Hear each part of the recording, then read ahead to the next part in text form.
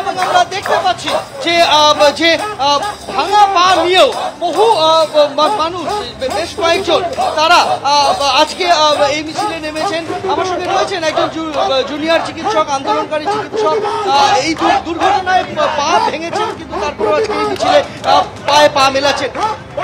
ভাঙা পা নিয়ে মিছিলে হাঁটছেন দেখছিলাম কিছুক্ষণ আগে, এখন গাড়িতে বসে আছেন। কি দাবি, যে দাবিটা আপনারা পেতে চাইছেন, যার জন্য এই কষ্ট? দিনে দুবার ব্যবহার করো স্টপেজ ক্রিম, আর নিজেকে রাখো এভারগ্রিন কেয়ারশেড আরোমা থেরাপি স্টপেজ ক্রিম, আর খুঁজে পাও নতুন আমিকে। কিন্তু আগেও যা ছিল এখনো তাই আছে। আগে 5 দফা দাবি আমরা বলে সেটাকে সম্বোধন দিতাম, আজকে সেটা 10 দফা দাবিতে পরিণত করা হয়েছে, যাতে একটু সুস্পষ্ট হয়।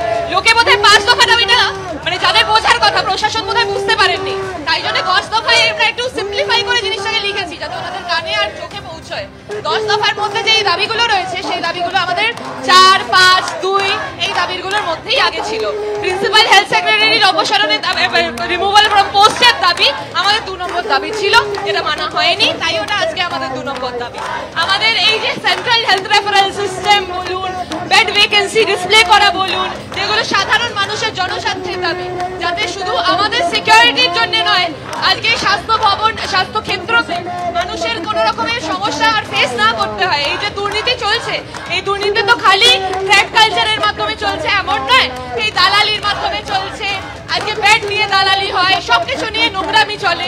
সেই নোংরামিগুলোকে একদম রুট থেকে আমরা বের করে দিতে এই দাবিগুলো বানিয়েছিলাম, গঠন করেছিলাম। সেই 5 নম্বর দাবির মধ্যে ছিল আমাদের ভেতর ডেমোক্রেটিক ইলেকশন, ইউনিয়ন আর আরডিএ। এই দাবিগুলো আমাদের 5 দাবি ছিল। আজকে সেই দাবিগুলো হয়তো একটু অন্য জায়গায় চলে গেছে। আজকে আমাদের 5 নম্বর দাবির সাব পয়েন্ট হিসাবে ছিল ডব্লিউবিএমসির ডিসলিউশন। যেই ডব্লিউবিএমসিতে আজকে নিরপেক্ষ এবং অভিজ্ঞদের মতো লোক রয়েছে, সেই ডব্লিউবিএমসির কতটা মানে একটা এথিক্যাল বডি, সেটাকে আমরা কোয়েশ্চেন ডেফিনেটলি করছি। আমরা শুধু না, আপনারাও করছেন।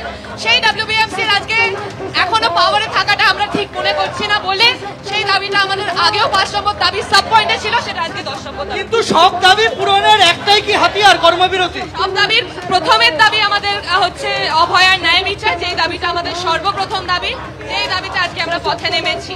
কর্মবিরতি সম্বন্ধে আমার যেটা বলতে তোমাদের দরকার, শুধু তোমাকে নয়, সাধারণ মানুষের কান অবধি যেটা পৌঁছানো দরকার, কারণ সাধারণ মানুষের কানে কাল থেকে আমি শুনছি অনেক রকম ন্যারেটিভ দেওয়া হচ্ছে, অনেক রকম ভুলভাল ভাবে তাদেরকে বোঝানো হচ্ছে। আমি সাধারণ মানুষকে এটাই বলতে চাই যে বিশ্বাস করুন, আপনারা যেভাবে স্বাস্থ্য ভবনে আমাদের পাশে এসে দাঁড়িয়েছিলেন, সেখান থেকে আমাদের স্ট্রেংথ এসেছিল, সেখান থেকে আমরা ভরসা পেয়েছিলাম যে আপনারা আমাদের সাথে আছেন। আপনারা এই আন্দোলনকে যেভাবে নিজেদের মনে করে লড়ছেন, তাতে আমরা আপনাদের উপর আস্থা রেখে কাজে ফেরার সাহস পেয়েছিলাম, যে আমরা কাজে গেলেও আপনারা এই আন্দোলন কন্টিনিউ করবেন। সেই জন্যই আমরা কাজে ফেরত গেছিলাম আপনাদের মুখের দিকে তাকিয়ে, যাতে সাধারণ মানুষ যারা আমাদের পাশে দাঁড়িয়েছে, তাদের পাশে আমরা আবার দাঁড়াতে পারি।